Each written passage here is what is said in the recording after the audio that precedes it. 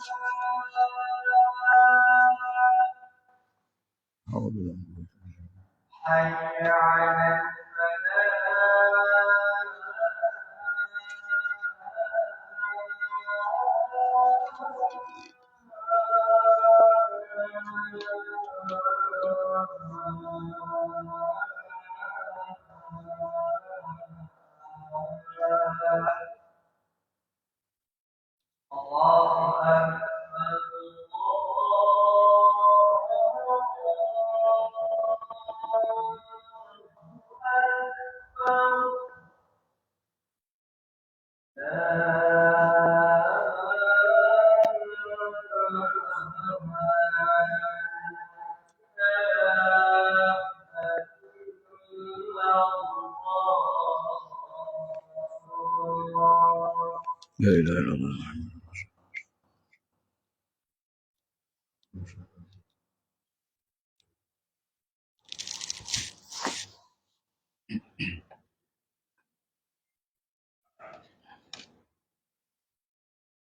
Alhamdulillah nahmaduhu wa nasta'inuhu wa nastahdihi wa nastaghfiruh wa natubu ilayh.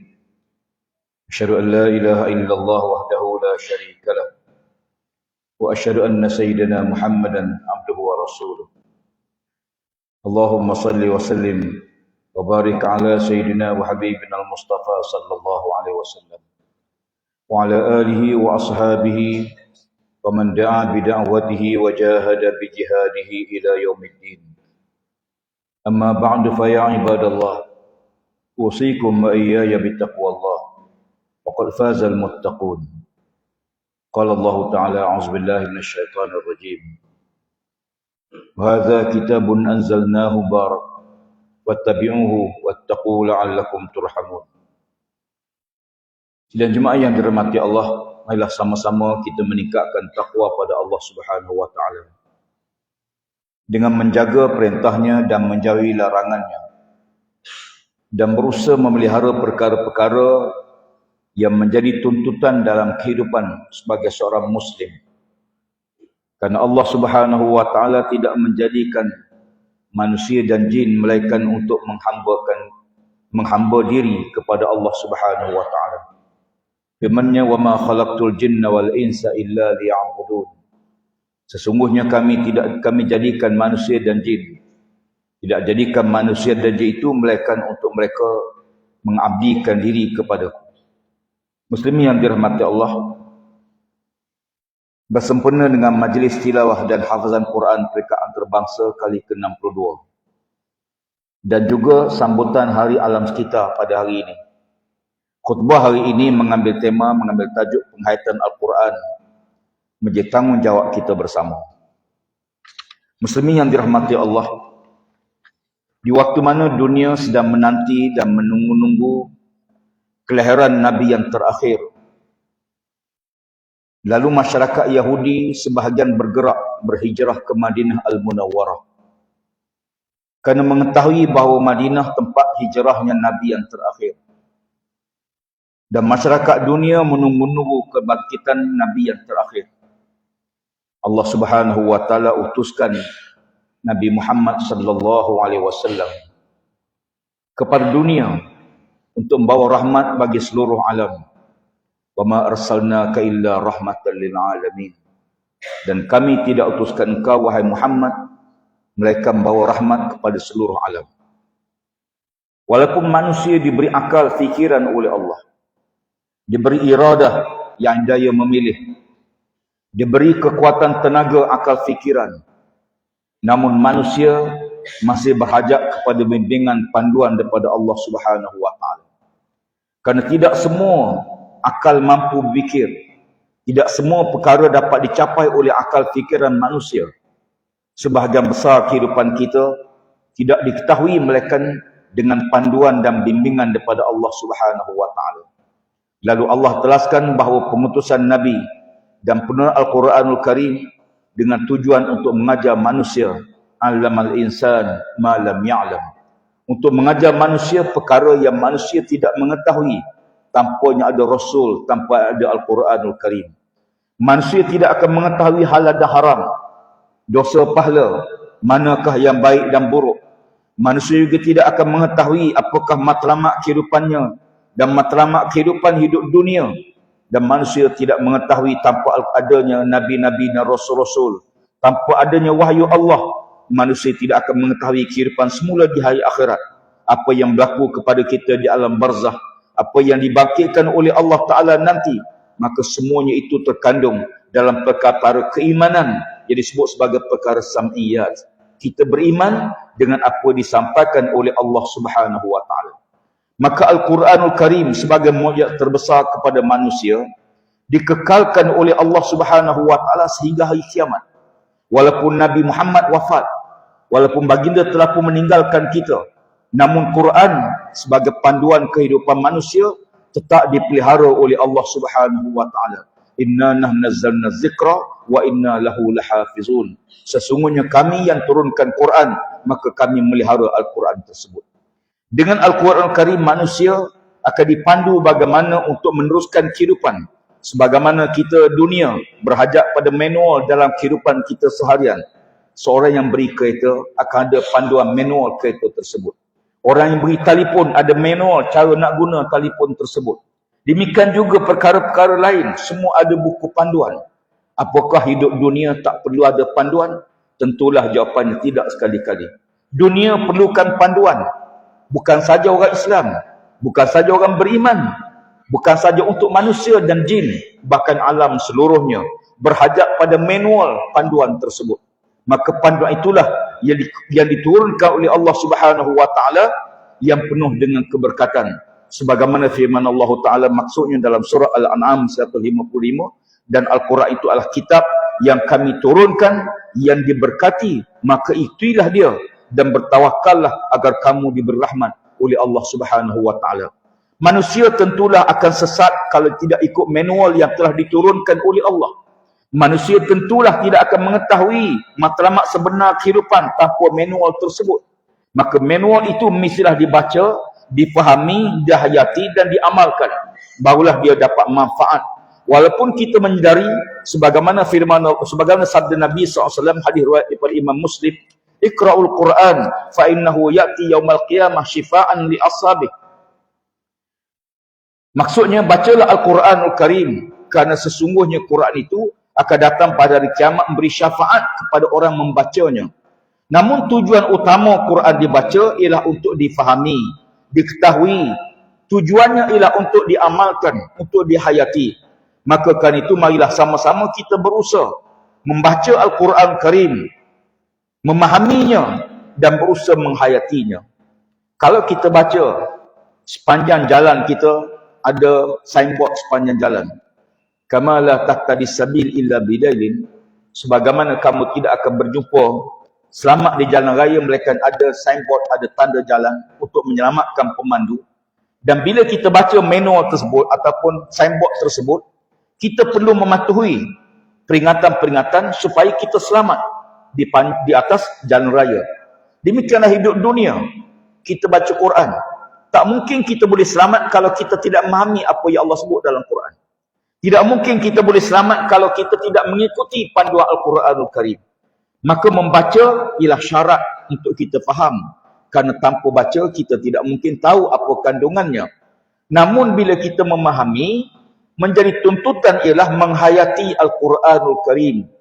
Kerana Quranul Karim melengkapi semua keperluan hidup manusia. Al-yawma akmaltu lakum dinakum wa atmamtu alaikum ni'mati wa raditu lakum al-islam madina. Pada hari ini aku sempurnakan bagi kamu nikmat kamu, dan aku cukupkan bagi kamu agama kamu. Dengan turunnya Al-Quran, dengan sempurnanya pengurusan Nabi, maka sempurnalah ajaran Islam. Namun yang penting kepada kita, marilah kita memahami bagaimana suatu peristiwa yang sangat menarik untuk kita umat Islam menelitinya. Suatu hari bila Perdana Menteri Israel Moshe Dayan, dia telah mendedahkan suatu rahsia yang sangat sulit dalam satu ceramah umum kepada orang ramai. Setelah ejen Mossad menjelaskan tentang strategi-strategi, Zionis menjelaskan strategi apa yang perlu dibuat ke atas bumi umat Islam dan ke atas tindakan-tindakan tanah yang ada di Palestin. Maklumat ini sangat sulit. Maklumat ini hanya untuk pengetahuan dia sahaja dan dilarang didedahkan kepada orang ramai. Namun Moshe Dayan telah pun mendedahkan rahsia tersebut secara terbuka, menyebabkan dia ditegur oleh gerakan Zionis kerana mendedahkan maklumat tersebut. Apa yang menarik, jawapan beliau kepada pemimpin Zionis. Katanya, kamu jangan bimbang dengan orang Islam. Orang Islam ialah orang yang malas membaca. Kalau dia baca, dia tak faham apa yang dia baca. Kalau dia faham, dia tidak akan amal apa yang dia baca. Maka kerana itu kamu jangan bimbang dengan umat Islam. Kata-kata ini didedahkan secara terbuka. Betapa ramai orang Islam yang baca Quran tapi tidak memahami Quran dan tidak berusaha memahami Al-Quranul Karim. Walaupun ada Quran diterjemah dalam hampir seluruh bahasa dunia. Dan demikian juga bila kita memahami sejauh mana kita menghayati panduan Al-Quran. Bila kita ingin buat sesuatu, kita kena refer kepada pencipta bumi, pencipta manusia, Allah Subhanahu wa taala. Apakah Allah benarkan ataupun dilarang oleh Allah? Sekiranya dibenarkan dalam proses melaksanakan perkara dibenarkan oleh Allah, kita perlu refer kepada hadis Nabi SAW yang menjelaskan makna Al-Quran. Tanpa hadis kita tidak akan faham makna Al-Quran. Umpama Quran menyebut rokok, siapa tahu bagaimana rokok kalau Nabi tak tunjuk? Nabi Quran sebut sujud, kita tidak akan faham apa makna sujud bahkan kita tengok Nabi cara-cara sujud. Demikian juga untuk melaksanakan kandungan Al-Quran, kita harus refer kepada hadis Nabi SAW yang menghuraikan makna Al-Quran. Dan sekiranya di sana ada perkara baru yang tidak ada dalam Quran, tidak ada hadis, maka hendaklah kita merujuk kepada fatwa-fatwa ijma' ulama', fatwa-fatwa para ulama' muktabar yang telah memutuskan suatu hukum sebagai panduan kepada manusia untuk menyelamatkan manusia. Maka lantar itu Quran perlu dibaca, perlu difahami dan perlu dihayati. Dan dalam implikasi perkara besar, dalam urusan ini juga, kita mengetahui betapa kita adalah pemegang amanah di atas muka bumi. Allah Subhanahu wa taala memilih manusia sebagai khalifah di muka bumi. Lalu Allah Taala amanahkan pada manusia alam seluruhnya untuk kita menjaga. Tuan-tuan sekalian, para jemaah dirahmati Allah, setiap 21 Oktober setiap tahun, Dunia mengisytiharkan sebagai hari alam sekitar dunia. Tujuannya tidak lain tidak bukan untuk menjedarkan masyarakat terhadap pentingnya kita menjaga dan melestarikan alam sekitar. Bukan saja untuk kehidupan kita, bahkan generasi yang akan datang. Kita menyedari betapa mutakhir ini berlaku pelbagai fenomena yang disebut sebagai keragaman cuaca atau kepanasan global yang mengakibatkan berlakunya pencairan ais di kutub utara dan selatan yang menyebabkan parah laut akan meningkat. Unjuran yang paling worst case scenario yang digambarkan dalam unjuran tersebut menjelang tahun 2100, parah air laut akan meningkat lebih kurang 5 meter, 15 kaki. Dan ini menggambarkan suasana yang sangat mendatangkan mudarat yang sangat besar kepada dunia seluruhnya. Lantaran itu, seluruh negara-negara dunia berhimpun mengkaji, meneliti bagaimana untuk mengurangkan dan mengekalkan supaya suhu dunia 1.1 darjah Celsius sekarang tidak sampai 1.5 darjah menjelang tahun 2100. 16 hari bulan Oktober, 16 September 1987, lubang pertama dikesan di Antartika, di mana lapisan ozon mula berlaku kebocoran.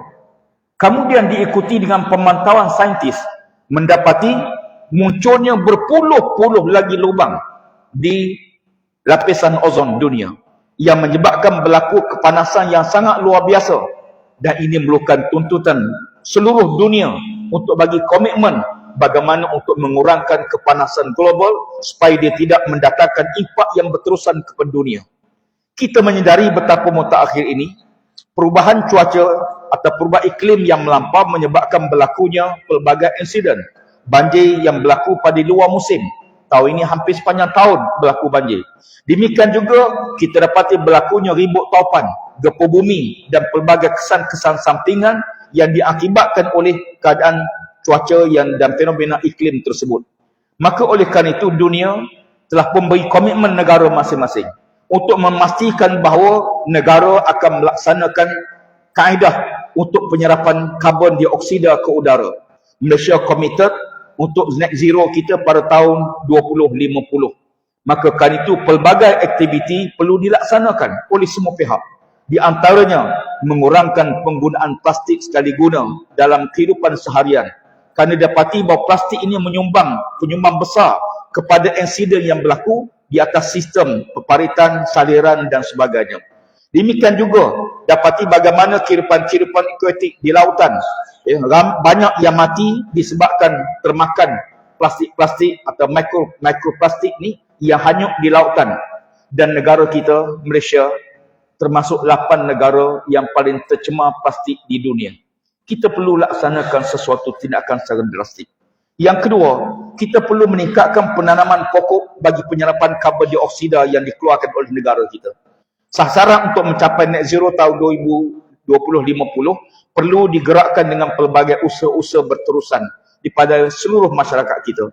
Kita perlu menyedari betapa bumi yang kita diami ini berada pada hujung dunia, berada pada usia yang lanjut. Maka kerana itu kita perlu untuk melaksanakan pelbagai usaha berterusan, bukan saja oleh pihak kerajaan, NGO, bahkan oleh kita semua. Menyertai program rakan alam sekitar merupakan satu usaha kita.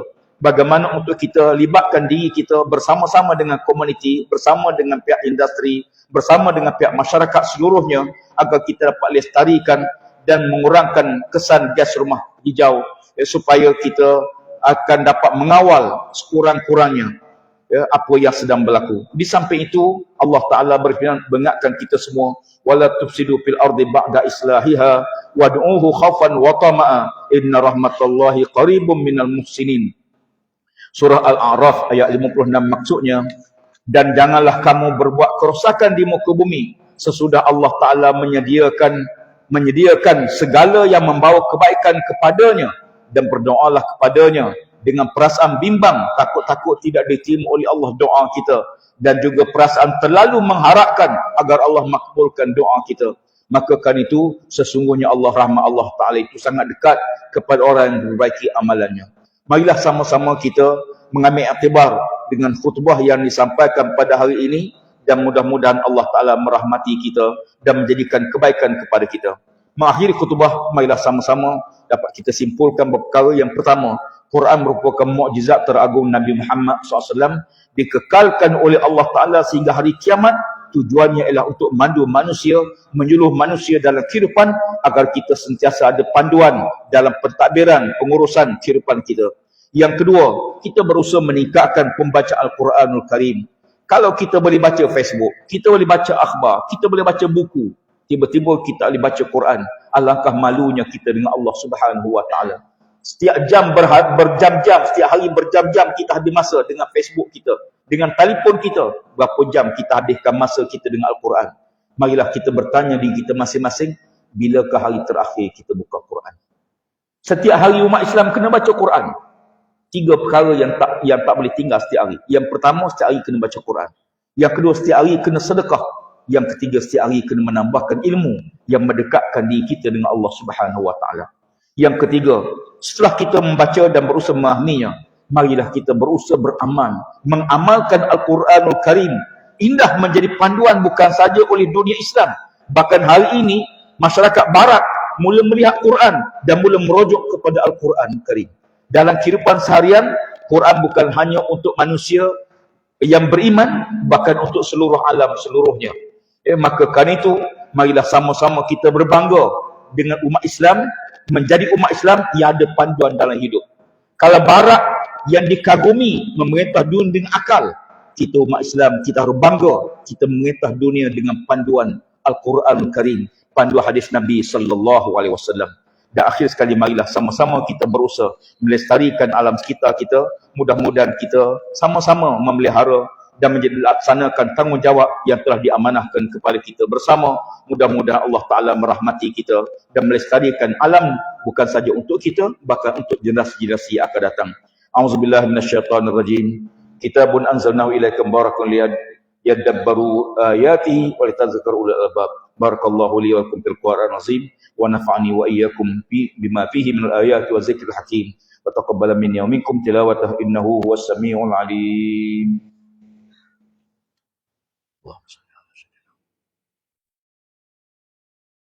Allah.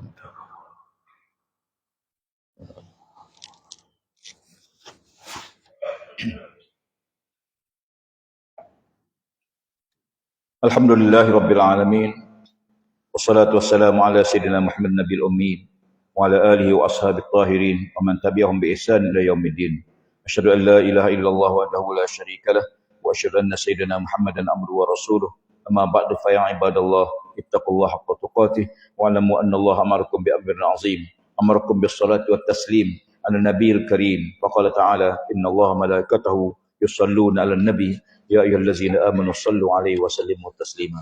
Allahumma salli ala Sayyidina Muhammad wa ala ali Sayyidina Muhammad kama sallaita wa sallamta wa barakta ala Sayyidina Ibrahim wa ala ali Sayyidina Ibrahim fil alamin innaka Hamidum Majid.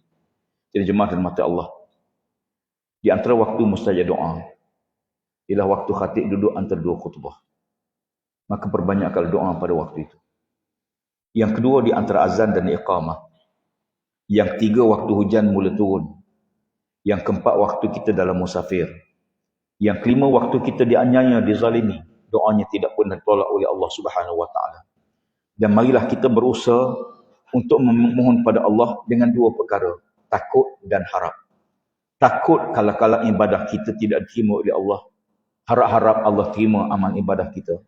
Takut-takut rezeki Allah beri pada kita merosakkan kita. Harap-harap Allah beri pada kita rezeki halal yang diberkati. Maka jauhilah perkara haram. Jauhilah perkara merosakkan. Kepada anak-anak muda, jadilah anda pemuda-pemuda yang soleh, pemuda-pemuda yang bertakwa pada Allah, pemuda dibangga oleh Allah. Innahum fityatun amanu bi rabbihim wa zidnahum huda. Kepada ayah, jadilah anda sebagai suami terbaik untuk isteri anda. Jadilah anda ayah terbaik untuk keluarga anda. Mudah-mudahan rumah tangga anda diberkati oleh Allah Ta'ala.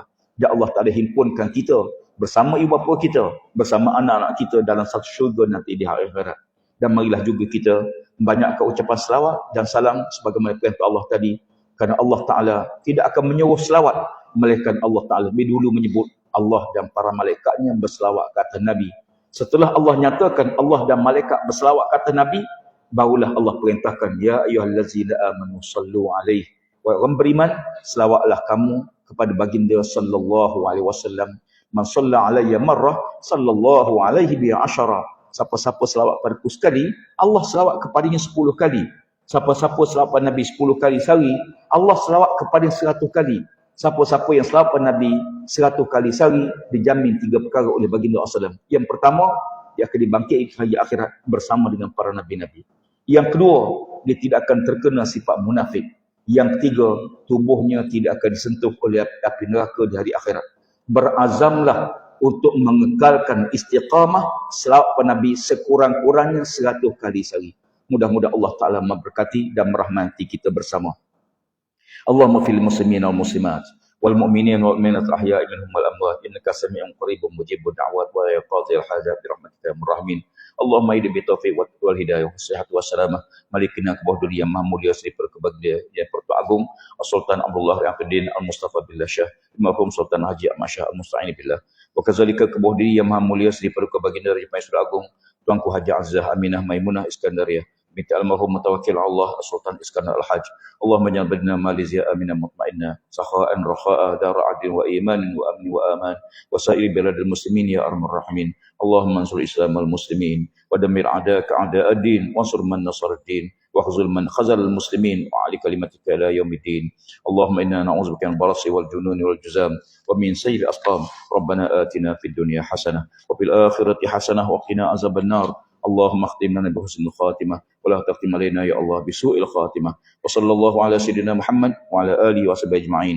عباد الله إن الله يأمر بالعدل والإحسان وإيتاء ذي القربى وينهى عن الفحشاء والمنكر والبغي يعظكم لعلكم تذكرون فاذكروا الله العظيم يذكركم واسألوا من فضله يعطكم ولذكر الله أكبر والله يعلم ما تصنعون.